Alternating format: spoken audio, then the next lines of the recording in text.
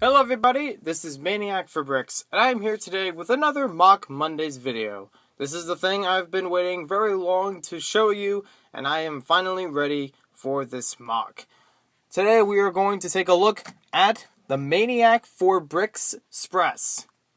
See the play on words with express, bricks, yeah. So we have two different models that are for this mock. The first one we'll take a look at is the engine. These are both made on the standard train bases you commonly find in LEGO train sets. I actually got the train bases from the first Hogwarts Express from Harry Potter. When I got that set as a gift, I got the train bases in there and some other parts. So inside of this mock, there's not really much to it because it has a large battery box with power functions. It also has some wires that run down here and a little bit in this area that connects both to the train motor and the lights on the front. I tried to design the engine around those components mainly because I wanted to hold them into the same base and not have it too expansive. That's why this whole cab section looks extremely large from the outside, because it has to have enough room to fit the battery box in there. So it's not too great in that sense, but for what I wanted to do with it, I think it looks great. So compared to my sig fig, it's pretty big. Usually train mocks or trains in general are, a large size compared to minifigures. Here's a look at it from the front where we get to see our little, I don't know exactly what this is, but I thought it just had a nice touch of sloping to the front of the vehicle. It also has these two lights here with these dish pieces in gold, which are used kind of to reflect the light as it comes out of here, so it makes it a little bit brighter. I don't know if it actually works though, but I just thought it was a nice touch to it. We have the engine shown here, and this actually is an open space where it should have been closed up, but I didn't have enough time for it. This is the area where some of the wiring is going, because the lights have a lot of wiring to them, very long wires, so I had to find a way to contain them inside of here. Here we can see it all from the side again, and the train motor is down here. It can actually detach. I'll try to fit that back on. The wire goes through a bit of the train base. That's how these are designed. And then it fits all the way up here. This back wheel can be taken off too. It has a simple pin, just like the front. And the magnets on here aren't really the best. They're just the ones that I could find for right now to connect them and still make it work. It still runs well around the track and connects the two cars together. So in order to access this battery-operated motor inside of here, we'll take off these two parts, which connect to the train motor and the lights. And then this whole back section is made to peel out from the main area. So you see how hollow it is in there now that we've taken this out. And then we could take a look at the motor itself. This is the same type that you can find on LEGO's website, toysrus.com, and I had an earlier video where I mentioned this with the Power Functions motor set, something like that. That's where I got the motor from. Some of the train wheels and the train motor I got from the Pick a Brick section on LEGO's website. The train motor was on the LEGO Shop at Home as well. And I'm trying to find a way to give it a little bit of accent on the top. Just a little bit of roofing that could go all the way around and make it look a little bit neater.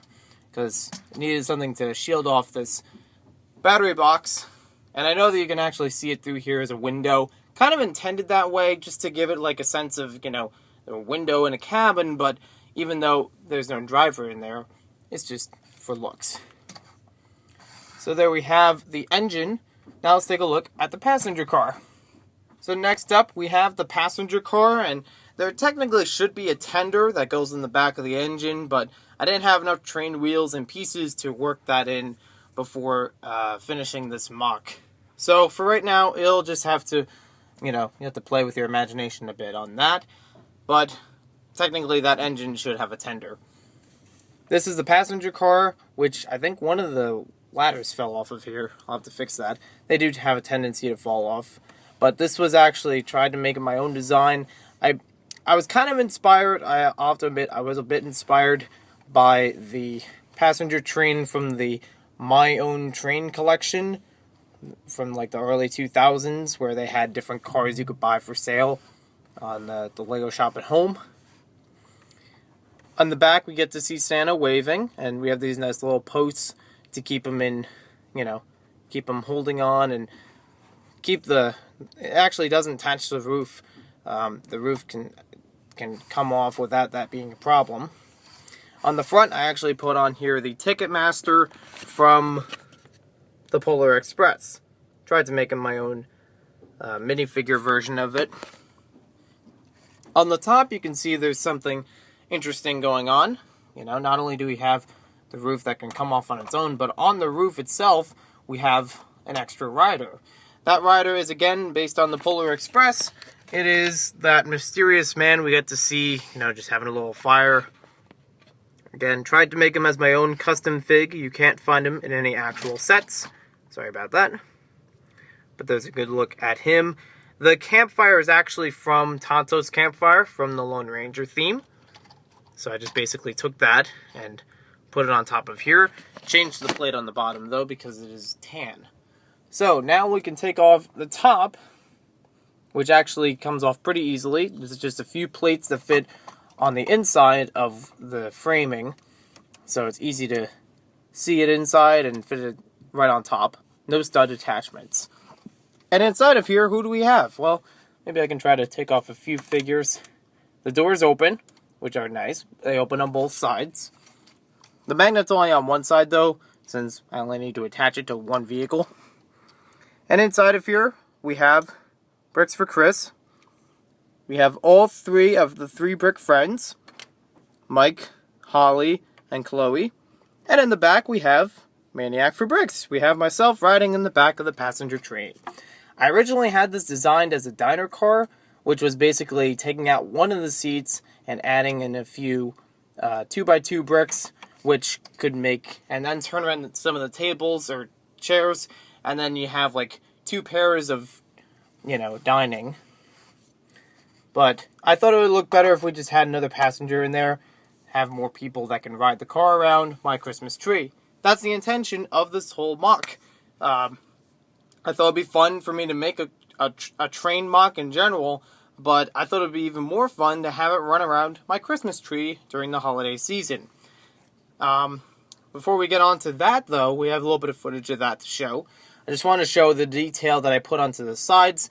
Some of it I actually borrowed from my own Bricklink store, which, yeah, that's not, something I want to do too much, but I kind of like it. I like how it's designed with the little rails on the side, giving a little bit more detail to it. I wanted these to be red windows, but I didn't have the right size for them, and the red windows that I had were a little too large and didn't have any glass in between them. So I think this looks pretty good as far as the colors and, a little bit of everything. So now let's go to the train track and see how this runs.